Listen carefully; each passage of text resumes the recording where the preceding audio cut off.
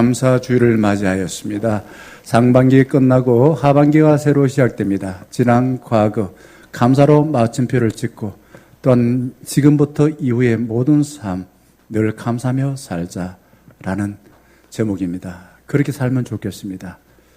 지나온 삶 감사로 마침표를 찍지 않으면 과거가 현재 미래를 지배하여서 똑같은 삶을 반복할 수밖에 없습니다. 그것이 보통 사람들의 삶인데 우리 중년 가족들은 감사로 마침표를 찍고 새롭게 미래를 살 때에 늘 감사하면 좋겠습니다. 미국의 한인교회 한 집사님의 딸이 고등학교 토론대회에서 1등을 차지했습니다. 유수한 대학에서 장학생으로 데려가려고 했습니다. 근데 이 집사님은 아이에게 공부하라고는 말을 한 번도 한 적이 없었습니다. 단 이것은 철저하게 시켰습니다. 5살 때부터 5감사, 하루에 5가지 감사를 철저하게 시켰습니다. 아이가 잠에서 깨어나서부터 먼저 뭘 생각했을까요? 뭘 감사하지? 감사할 제목들을 생각했습니다. 아이가 늘 감사를 생각하다 보니까 모두가 다 감사할 선물로 다가왔습니다.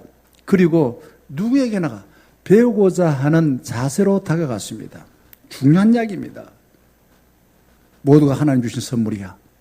그리고 누구한테든 배워야 돼. 그러다 보니 이 아이가 아마 지혜롭고 지혜로운 사람이 될 수밖에 없었던 겁니다. 어릴 적부터 범사 모든 일입니다. 좋은 일이든 나쁜 일이든 또 깊고 넓은 생각을 하게 되었죠. 우리는 보통 나쁜 일은 의미가 없다 생각하지만은 나쁜 일도 지나고 보면은 그것을 어떻게 우리가 해결하냐에 따라서 나한테 아주 새롭게 살 수 있는 좋은 기회가 된다라는 사실을 알게 되어집니다. 어릴 적부터 모든 일에 감사하다 보니까 이 아이가 말입니다. 자아상이 건강하게 되어졌어요. 그리고 사람들과 인간관계가 좋아졌어요. 그리고 싱크는 뭡니까? 깊이 생각하면은 감사할 수밖에 없다라는 것입니다. 감사한 사람은 생각이 깊을 수밖에 없다는 거죠. 자, 그러니 이 감사하게 되어질 때에 우리 전인적인 건강을 유지하게 됩니다. 몸과 마음과 또 사회 관계성 이 자체가 건강하게 되어져요. 그러니 자기 자신이 하는 분야에서 탁월한 능력을 발휘하게 될 것이고요. 또 다른 사람과 관계성, 사회성이 뛰어나서 리더로서 지도자로서 살 수가 있다. 그러니 이 감사가 얼마나 소중한가 하는 것입니다. 감사 좋다는 거 다 알고 있습니다. 그런데 막상 감사 잘 못하고 사는 것이 우리 형편인 줄 알고 있습니다. 저는 쭉 어릴 적에 자라면서 부모님한테 어떤 걸로 혼나고 어떤 걸로 칭찬받나 칭찬은 잘 안 했어요. 칭찬하면은 우리 어머니는 너무 사람이 가벼운 사람이 된다 해서 칭찬을 잘 안 하던데 혼난 적은 몇 번 있었습니다. 어떤 일을 혼났을까? 수요일 예배 때에 그때 권투를 많이 했어요. 권투한다고 수요 예배 때 안 간다고 혼난 적이 있고요. 그리고 또 주일에 어른들한테 인사를 저는 했는데 큰 소리를 안 했다 이거죠. 안 했다고 혼난 적이 있었습니다. 저는 그렇게 2가지 일로 좀 이렇게 혼이 났는데 그 뒤로 어떻게 됐을 것 같아요? 지금까지 60이 되면서까지 주일 예배를 한 번도 빠진 적이 없습니다. 목사 되기 전에도 똑같죠. 그리고 제 마음에는요, 사람들 보고서 인사 안 하면은 괜히 죄책감으로 남아있어요. 그럴 수 있다고 생각하는데 이상하게 그래요. 어릴 적에 그렇게 제가 교육을 받았기 때문에 그런 것 같아요. 성경에서 보게 되면은 예수 그리스도를 만난 사람들 이전과 이후가 확연히 다른 것을 알 수 있습니다. 저는 주님께서 주신 것을 갖고서 내가 좋다 나쁘다 평가하지 않으려고 애를 씁니다. 예를 들어서 장애를 가진 사람이 그 장애를 자기가 원해서 가진 게 아니잖아요. 그런데 얼마나 살기 힘듭니까? 이걸 두고서 우리는 장애를 두고 불편하니까 사실 싫지요. 그런데 불구하고 장애인을 두고서 저주받았니? 이렇게 하면 안 된다는 겁니다. 저는 그렇게 하려고 애를 써요. 하나님께서 주신 것을 감사로 뜻이 있어서 주신 줄 알고 받아들이려고 애를 쓰고 있습니다. 지금 나의 상태에서 하나님의 은혜를 많이 입으려고 기도하고 말씀을 묵상하여서 새롭게 살려고 하는 것이 제 마음인 것입니다. 하나님의 은혜를 입으면은 세상이 갑자기 바뀌지 않아요. 그러나 바뀌는 게 몇 가지가 있습니다. 내 마음이 바뀝니다. 그래서 세상이 다르게 보여요. 세상이 다르게 보입니다. 그리고 세상을 살면서 다르게 살고 싶은 마음이 생겨요. 이게 하나님의 은혜를 입은 사람의 변화된 마음의 모습인 것입니다. 겉으로는 보이지 않지만 속이 그렇게 바뀐다는 겁니다. 이 예배를 통해서 우리는 감사로 마침표 짓고 지나온 삶 가운데 누가 나를 힘들게 했고 어렵게 했고 그냥 나를 그냥 애먹이고 했던 이런 사람도 지나고 보니까 그들의 나를 향해서 괴롭힘이 있었으니 내가 더 열심히 살려고 애를 썼구나. 감사다. 이렇게 마침표 찍어야 돼요. 그거 안 하면은 나중에 돼서 한번 두고 보자. 원수 갚으려고 애를 쓰고 그 사람이 준 상처에 의해서 계속 그냥 앞으로도 그 상처를 보복하려고 애를 쓰면서 헛된 삶을 낭비할 수밖에 없는 삶을 산다라는 것입니다. 주님과 동행하여서 무슨 일을 만나든지 늘 감사하고 사랑하고 기뻐하고 용서하고 화해하며 사는 것이 하나님께서 우리에게 원하시는 삶의 모습이라고 생각합니다. 예수를 만난 사람은요, 이전에 주님 없이 살던 그 삶의 흔적들을 어떻게 해요? 하나님 앞에 가져 나갑니다. 내가 이전에 그것 때문에 못 살았다. 그것 때문에 힘들었다. 그 사람이 나를 괴롭혔다. 그렇게 생각해서 미워했지만은 하나님 앞에 가져 나와서는 어떻게 해요? 하나님, 아까 말씀드린 것처럼 감사합니다. 그 사람 때문에 내가 더 정신 차리고 살았네요. 그 사람 때문에 내가 더 열심히 살았네요. 라고 하면서 감사로 마침표를 찍습니다. 그리고는 주님이 나에게 은혜 베풀어서 지금도 함께 하시고 앞으로도 늘 함께 하실 것이다 라는 것을 믿고서 살아가는 것이에요. 용서받은 뒤에는 더 이상 과거의 흔적으로 자신을 괴롭히지 않습니다. 어떻게 할까요? 나는 소중하다. 하나님께서 나를 위하여서 십자가에 달려 돌아가셨어. 하나님이 죽을 만큼 나는 소중한 사람이야. 이런 은혜를 받고 나면은 내 마음에 과거의 삶이 감사로서 매듭이 지어진다는 겁니다. 그리고 앞으로 살면서도 주님이 이전에 나와 함께 하신 것처럼 이후의 삶도 나와 함께 하셔서 어떤 문제도 해결할 수 있는 지혜도 주시고 태산 같은 어려운 일이 있을 때도 하나님이 나를 이끌어 주신다라는 믿음을 갖고 살아가는 것이에요. 예수를 만나서 구원받거나 병 고친 사람들은 하나같이 이전과 이후, 비포와 애프터가 확실히 했어요. 저는 복음서를 읽다 보면은 그런 관점에서 이렇게 보면은요, 병 고침 받는 사람들이 하나같이 바뀌는 것을 보면서, 아하, 그렇구나. 예수를 만난 사람이 이렇게 확실하게 달라지구나. 라는 것을 깨닫고서 무릎을 탁탁 치면서 나도 그렇게 살아야지 하는 생각을 하게 되었습니다. 예수님 만나기 전에는 무거운 짐을 정리하지 못해 발걸음이 무겁고요. 사람들이 나를 어떻게 볼까? 저 보면은 뭐 몸이 어떻다, 키가 어떻다, 삶이 어떻다, 뭐 가난하다, 뭐 이런 사람에 의해서 늘 사람들이 나를 바라보는 그 관점이 부정적이라 생각해서 사람들 눈을 피해가 다니고요. 바깥에 다니고 싶은 용기가 안 생기고요. 숨고 싶고요. 그랬었습니다. 그런데 예수를 만나고 난 뒤에 그 절망스러운 현실 속에서 자유합니다. 자유해요. 그게 저는 요한복음 8장 32절이라 생각합니다. 진리를 알지니 진리, 예수 그리스도 안에서 너희를 자유케 하리라. 예수 믿으니까 우리가 가지고 있는 그 모든 것들, 그것 때문에 우리는 결코 두려워하거나 내 자신을 작게 생각하거나 열등감 갖거나 그러지 않는다 이거죠. 하나님이 나에게 구원하여 주셔서 그러한 올무에서 해방시켜 주셔서 이제는 나는 하나님의 자녀로 소중한 사람이야. 하나님이 약속하신 하나님 나라를 살 수가 있어. 이게 진리 안에서 자유를 누리는 사람들의 모습인 것입니다. 그러니 예수를 만난 뒤에는 허물과 죄를 지어주신 주님의 은혜에 감사합니다. 그리고 자신에게 생명을 주신 것을 당연하게 여기지 않고요. 하나님이 나를 위해서 일하셔서 애를 쓰셔서 나에게 필요한 것 세심히 살피셔서 나에게 채워주셔서 라는 것을 알고서 늘 감사하고 기뻐하며 살 수밖에 없는 것입니다. 이후의 삶도 역시 과거와 현재 살았던 이런 삶처럼 주님이 나와 함께 하셔서 세상 끝날까지 나의 손을 이끌고 필요한 것을 채워주신다는 것을 믿고서 살아가는 것이에요. 이게 믿음의 사람들인 것입니다. 제가 우리 어머니를 바라보면서 어머니가 가장 행복하게 살 때 언제였을까 한번 생각해 봤어요. 언제였나? 1976년 초등학교 6학년 때 우리 집이 포항으로 이사를 나왔습니다. 그 이후에 어머니는 새벽 기도를 갔다 오시면서 문을 딱 열고 저기 문 열기 전부터 찬송가를 부릅니다. 아마 새벽 기도도 불렀던 찬송가를 부르시는 것 같아요. 그러시면서 문을 딱 열고 난 뒤에는 주로 아침밥을 하죠. 아침밥을 할 때에 하나님 감사합니다. 감사합니다. 감사합니다. 이렇게 자꾸 이야기하더라고요.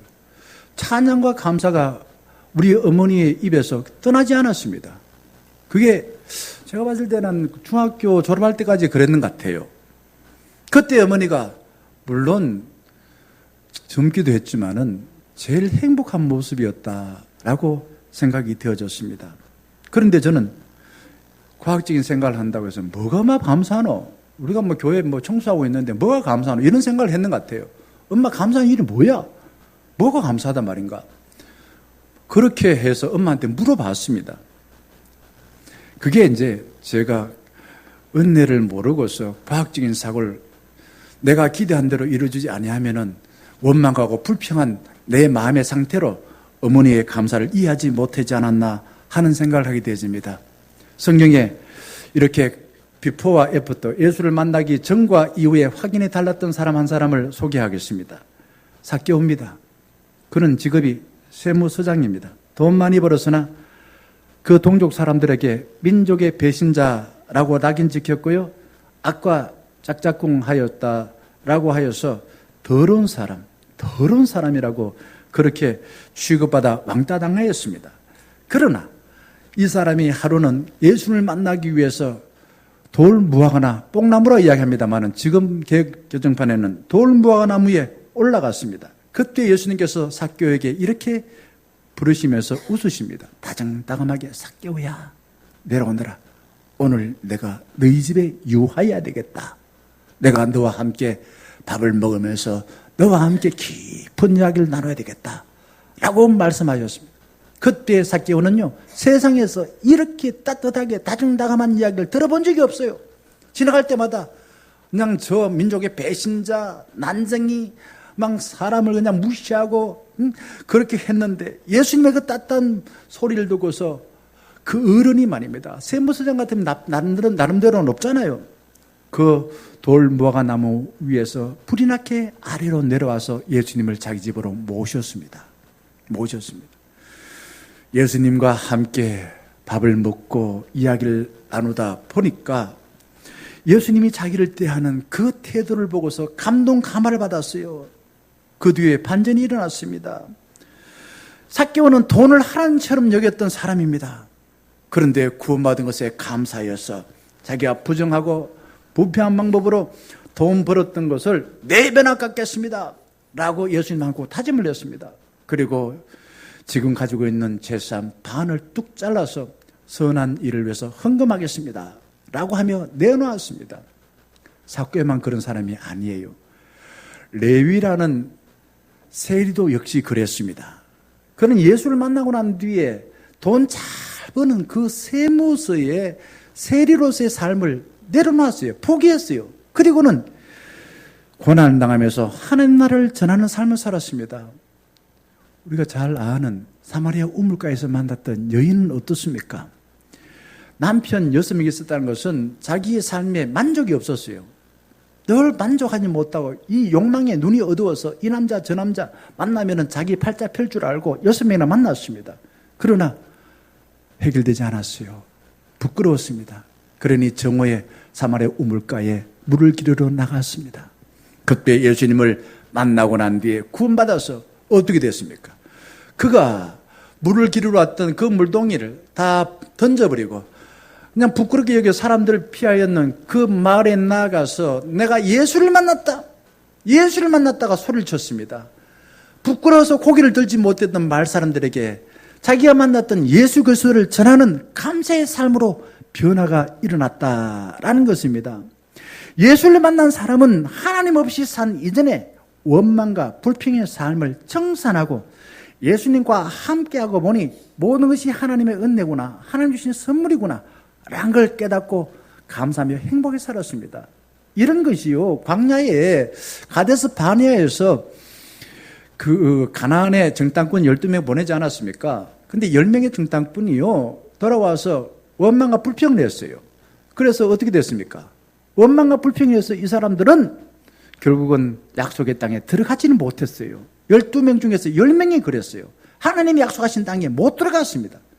그런데 2명, 요사와 갈렙만이 믿음을 가지고서 하나님이 우리의 약속하셨고 하나님 우리와 함께 하신다면 그 어떠한 장애물도 해결할 수 있어 라고 하면서 믿음으로서 나아갔습니다. 그 결과 이 2사람은 약속의 땅까지 들어갔습니다. 뭐가 이렇게 그 사람의 삶을 다르게 만들어 버렸습니까? 다름 아니라 감사입니다. 원망과 불평하면은 하나님의 약속하신 인생을 제대로 살지 못한다는 겁니다. 늘 죽은 사람처럼 이 세상 원망과 불평하면서 살다가 시간만 낭비하는 삶을 산다는 것을 10명의 정탐꾼을 통해서 우리가 똑똑히 알게 되지 않았습니까?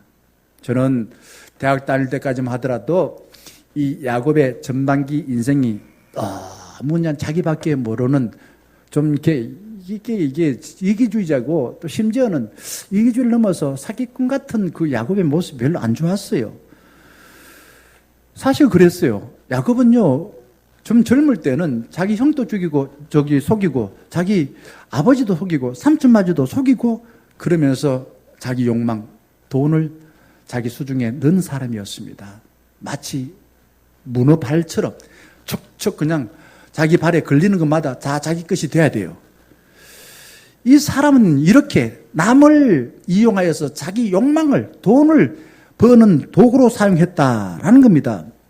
부정한 방법으로 원하는 것, 재산 얻었고 아내 얻었고 그리고 자기 자식도 많이 얻었습니다. 그런데 자기 삶을 돌아보니까 늘 쫓기는 삶을 살았어요. 도망자의 삶을 살았습니다. 늘 불안하고 늘 근심이 가득했습니다.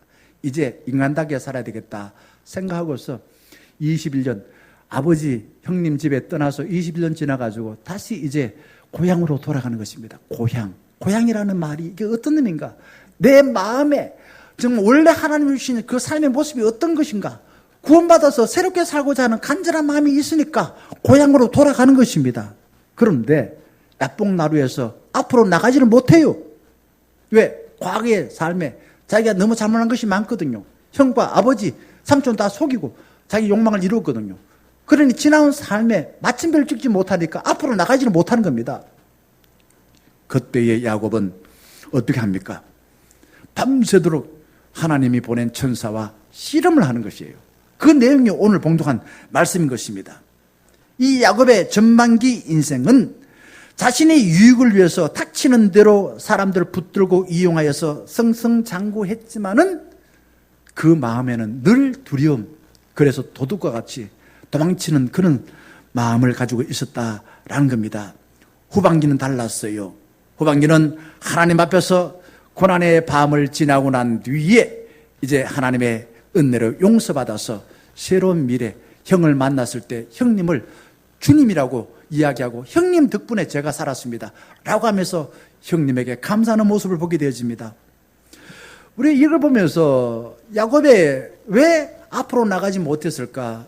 사람이 살면서 늘 누구 때문에 내가 못 산다 라는 피의식이 강한 사람은요, 자기밖에 몰라서 어린애같이 만사를 자기 것으로 만드는 데 집착합니다.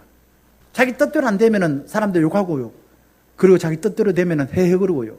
이게 이제 피의식이 많은 사람의 모습인 것입니다. 근데 이 야곱은 후반전을 맞이하여서 목숨을 걸고 하나님을 붙잡다 보니까 그동안 붙잡고 있었던 것들을 다 놓아버렸습니다. 가족들, 애지중지했던 가족들을 내려놨습니다. 애지중지했던 염소, 소, 양들을 다 내려놓고 먼저 종들과 그 강 건너 보냈던 것입니다. 이제 손에 아무것도 쥐지 않았어요. 오로지 하나님만 붙들고 있는 겁니다. 하나님만. 이게 무슨 말입니까? 야곱이 전반기에 가졌던 욕망을 위해서 만사를 붙들고 살았던 기복적인 신앙을 버렸다는 겁니다. 후반전부터는 목숨을 걸고 주의 은혜를 받아서 무수한 사람에게 하나님이 자기에게 준 것을 무차별적으로 나누는 축복의 통로의 삶을 사고자 했다라는 것입니다. 그러기 위해서 하나님께서 야곱에게 27절에 수박을 자르듯이 예리한 질문을 던집니다. 이렇게 질문해요. 네 이름이 무엇이냐? 저는 이 질문이 아주 중요하다 생각합니다. 넌 도대체 지금까지 어떻게 살아왔느냐? 너가 지금 누구냐? 너 저서성이 뭐냐? 아이덴티티가 뭐냐? 이렇게 묻는 거예요. 하나님은 욕망의 눈이 어두워서 거짓말과 속임을 일삼았던 야곱의 마음을 스스로 아는지 모르는지, 하나님은 다 알지만은 야곱 스스로는 지가 어떤 사람으로 살아왔는지, 지 마음 상태가 어떤지 잘 아는지 모르는지 물어보는 거예요. 이제서야 야곱이 압니다. 그래서 27절에 보게 되면 이렇게 대답합니다. 그가 이르되, 누구라고 대답합니까? 누구라고 대답합니까? 야곱입니다 라고 대답합니다. 이 말이 갖고 있는 그 어떤 의미가 상당히 중요합니다. 단순하게 네 이름 뭐야? 김명환입니다. 이런 이름을 그냥 동어반복적으로 환원적으로 묻는 게 아니에요. 질문 대답하는 게 아니에요. 이 야곱이 지금까지 어떻게 살아왔는지를 자기 스스로 알고, 하나님 나 지금까지 이렇게 살아왔어요. 야곱이라는 것은 어떤 뜻이라고요? 다른 사람을 속이는 사람으로서, 다른 사람들을 붙들고 실험하여서 그 사람이 갖고 있는 것들을 내가 뺏어야 내가 승인 차는 사람으로 살아왔습니다 라고 알고서 하나님 앞에 인정하는 것입니다. 여러분, 지혜로운 사람은요, 자기 마음의 상태를 알고 정직하게 고백하고 3살 어린애같이 아주 연약한 사람에게도 배우는 사람이 지혜로운 사람입니다. 강한 사람은 어떤 사람일까요? 강한 사람은 유혹과 욕망을 이기는 사람이 강한 사람입니다. 그러면은 행복한 사람은 어떤 사람이 행복한 사람이 될까요?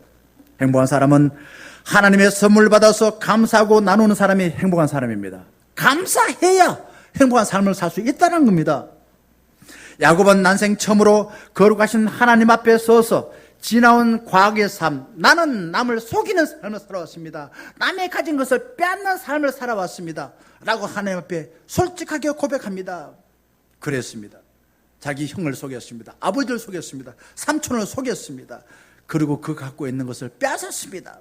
그리고 내 뜻대로 되지 않으면 나는 원망하고 불평하며 살아왔습니다. 21년 전에 야곱이 말입니다. 베델에서 창세기 28장을 보게 되면은 이 야곱이 형의 장자권을 빼앗은 뒤에 형 에서한테 맞아 줄까 싶어서 불이 나게 도망쳤어요. 도망치다가 밤을 맞이해서 누웠던 곳이 바로 베델입니다. 베델. 베델이 무슨 뜻일까요? 베델이 무슨 뜻일까요? 벳엘. 엘은 하나님이고 벳은 집입니다. 하나님의 집이라는 거죠. 그래서 그 베델에서 하늘과 땅을 잇는 사다리가 있었습니다. 그 천사가 하늘에서 땅을 야곱의 도망치는 야곱을 만나러 오셨지요. 그때 하나님께서 야곱에게 어떤 약속을 해 주셨습니까? 너가 어디를 가든지 함께 하겠다고 약속해 주었습니다. 그때 야곱은 흥분해가지고 이렇게 하나님과 약속을 했습니다. 하나님 평생 주님으로 모시겠습니다. 그리고 하나님 집에서 주님을 예배하겠습니다. 예배 안 빠지겠습니다. 그리고 하나님께서 주신 재산의 10의 1조를 하나님께 바치겠습니다. 3가지 약속을 했습니다. 근데 야곱은 21년 동안, 그 뒤에 21년 동안 자기가 약속한 것을 지켰을까요? 안 지켰을까요? 지켰을까요? 안 지켰을까요? 안 지켰어요. 안 지켰지만은 하나님은 야곱에게 필요한 걸 다 주셨습니다. 야곱은 이 야복나루 21년 지나고 난 뒤에 야복나루에 하나님 보낸 천사와 씨름하는 가운데 자기가 하나님의 약속을 한 번도 지키지 않았다는 것을 비로소 깨달은 나는 나쁜 사람입니다. 하나님, 난 나쁜 놈입니다. 하나님과 약속한 것을 안 지켰습니다. 나는 믿음 생활 안 했습니다. 라고 하나님 앞에 정직하게 인정하는 것이에요. 야곱은 욕망의 눈이 어두워서 하나님의 인도를 받았으나 감사하지 않았습니다. 자기 뜻대로 되지 않을 때 화를 낸 나쁜 놈이다, 나쁜 사람이다 라는 것을 비로소 난생 처음으로 깨닫고 고백하게 된 것입니다. 이때에 하나님께서는 야곱에게 28절에 이렇게 축복하십니다. 보세요. 이렇게 축복합니다. 너 이름을 다시는 야곱이라 부를 것이 아니요 뭐라고 부른다고요? 뭐라고 부른다고요? 이스라엘 부른다. 이유가 뭡니까? 너가 하나님과 밑 사람과 겨루어 이겼습니다. 이렇게 말합니다. 하나님을 만나 변화된 표시로 야곱, 뜻이 뭐라고요? 사기꾼, 속이는 자. 이 이름을 더 이상 너는 이제 사기꾼으로 속이는 자로 사는 게 아니라 이스라엘. 뜻이 뭘까요? 다른 사람 축복하는 사람입니다. 축복의 통로의 삶으로 너를 인도하여 줄 것이다 라고 하나님께서는 변화된 모습으로 그의 이름을 바꿔 주셨습니다. 자기를 위해 남을 이용하는 야곱의 전반전엔 주변의 사람들이 야곱 보기만 하면 다 도망쳤을 겁니다. 저놈 징글징글하다, 못된 놈이다, 지밖에 모른다, 저놈 만나기만 하면 나 피해 입는다, 이렇게 생각하면서 그 누구도 야곱을 좋아하지 않았습니다. 하지만 고난의 시간, 하나님 보낸 천사와 밤새도록 실험한 뒤에는 하나님으로 받은 은혜를 다른 사람에게 무차별로 나누다 보니 주변의 사람들이 꼬였습니다. 사람이 자꾸만 모였습니다. 이게 오늘 봉독한 말씀 이후에 야곱의 인생입니다. 저는 이 말씀을 읽을 때마다 오늘 이 시간 우리가 하나님의 은혜를 받고 내가 과거에 살아왔던 삶에서 변화되어서 이제 이스라엘로 이름이 바뀐 것처럼 우리는 예수 그리스도를 믿는 하나님의 자녀로서 이제 하나님으로부터 받은 은혜를 다른 사람에게 무차별로 나누다 보니 이후의 삶을 살 때마다 사람들이 나를 사랑하고 나에게 다가와서 당신 덕분에 삽니다 라고 감사함이 인사하고 사람들이 꼬이는 인생이 되는 그런 삶으로 변화되면 좋겠다라는 바람을 가져봤습니다. 여러분 그렇게 살고 싶지 않습니까? 이후에 살면서 나는 지금까지 살면서 친구 한 사람도 없어. 이유가 있죠. 친구 한 사람도 없는 이유가 있겠죠. 그렇게 살았지만 이제는 좀 변화되면 좋겠습니다. 사람이 꼬이는 사람이 되면 좋겠습니다. 야곱은 그동안 가졌던 욕망을 끌어안고서 하나님을 붙들고 밤새도록 씨름하여 녹다운되었습니다. 그리고는 그곳의 이름을 뭐라고 불렀습니까? 뭐라고 불렀을까요? 그곳 이름을 브니엘이라고 불렀습니다. 브니엘이 뜻이 뭡니까? 하나님 얼굴입니다. 왜 이렇게 불렀을까요? 저는 이게 중요하다고 생각합니다. 브니엘, 그곳에서 내가 변화되어서 그곳에서 사기꾼에서 하나님을 만나서 주의 은혜를 깨닫고 이제 다른 사람 축복하는 사람이 변화되어서 이걸 평생 기억하며 살기 위해서 그곳 이름을 브니엘, 하나님의 얼굴 이렇게 이름을 붙였을 겁니다. 자, 그러고 난 뒤에 야곱에게 어떤 변화가 일어났습니까? 야곱이 하루아침에 큰 부자가 되었습니까? 야곱의 그 주변 상황이 확 바뀌고 외모가 확 바뀌었습니까? 이상하게 오늘 주신 말씀 보게 되면요 이렇게 나와 있어요. 31절 보게 되면은 아침에 해가 돋았다. 그리고 그가 그럴 때에 어떻게 됐습니까? 그의 허벅지로 말미암아 절었더라 이렇게 말합니다. 허벅지, 이 허벅지하고 그 다음에 여기 엉덩이하고 그게 연결되어 있는 이 뼈가 서로 어긋나가지고 말입니다. 병원 가서 수술을 해야 될 그런 정도가 되어버린 거예요. 결국은 이는 상처를 입었습니다. 그가 변화되기 위해서 얼마나 애를 썼는지요. 하나님이 그에게 은혜 베풀어서 육체적으로 큰 손상을 입었지만은 그의 인생은 축복의 삶으로 변화가 되었다라는 것입니다. 야곱의 전반전은 자기밖에 몰라서 하나님을 이용해 다른 사람을 속이고 빼앗아서 얼굴에 늘 근심이 가득했습니다. 그런데 후반전에는 야복날에서 하나님의 은혜로 부끄러운 과거를 마침표 찍고 하나님을 주인 삼아서 주님의 뜻에 순종하여 연약한 사람을 세심하게 살펴 다른 사람의 얼굴에 밝은 햇살을 가득하게 비추는 삶을 살았던 것입니다. 여러분, 오늘이 2024년 후반기를 시작하는 7월 첫째 주 맥주 감사주일입니다. 범사에 감사하고 싶으시죠? 여러분, 범사에 감사라고 말합니다. 그게 하나님 뜻이래요. 감사하며 살고 싶지 않습니까? 나 원망하고 불평하며 살기를 원한다. 이런 사람 아무도 없을 줄 믿습니다. 어떻게 해야만이 감사하며 살 수가 있을까요? 어떻게 해야? 모든 것은 하나님이 주신 선물이야. 하나님의 은혜로 알아야만이 감사하며 살 수가 있습니다. 여러분 이 자리에 나와서 예배를 드릴 수 있는 것은 당연한 게 아니에요. 예배 나오기 전에 사고가 날 수도 있겠고요. 밤에 뭐 이래저래 갑자기 하나님 불러서 갈 수도 있어요. 그런데 내가 당연하게 죽지 아니하고 살아있다라는 것은 하나님의 은혜인 것입니다. 우리가 아침을 먹고 또한 이렇게 숨을 쉬고 또한 햇살을 보고 흙에서 나는 많은 물질을 먹어야 우리는 살 수가 있는 것이에요. 그걸 위해서 내가 한 게 뭡니까? 나는 숨 쉬었을 뿐이에요. 공기 내가 만든 거 아닙니다. 하나님 주신 선물인 것입니다. 하나님께서 우리에게 거저 주셨습니다. 그래서 사도 바울은 빚진 자의 마음을 가지고 살아라 이렇게 말하고 있습니다. 저는 찬양을 하면서 갑자기 이 찬양 가사를 생각할 때 가슴이 뭉클해집니다. 내가 홀로 외로워서 마음이 무너질 때 누군가 날 위해 기도하네. 늘 나는 억울하다. 난 혼자다. 그럴 때마다 누군가 나를 위해 기도한다. 여러분 어떠세요? 여러분을 위해서 기도하는 사람이 있습니다. 마음이 우울하십니까? 따뜻해지지 않습니까? 감사도 생각되지 않습니까? 내가 기대한 대로 되지 않는다고 원망하게 되지면요, 인간관계가 나빠집니다. 그리고 늘 원망과 불평하는 삶을 살고 삶을 포기하고 싶은 생각이 절로 들 겁니다. 덮어놓고 감사하면은 나 자신을 소중하게 여겨서 내 자신이 해야 될 일을 더 열심히 감당하고 싶은 생각이 절로 날 것입니다.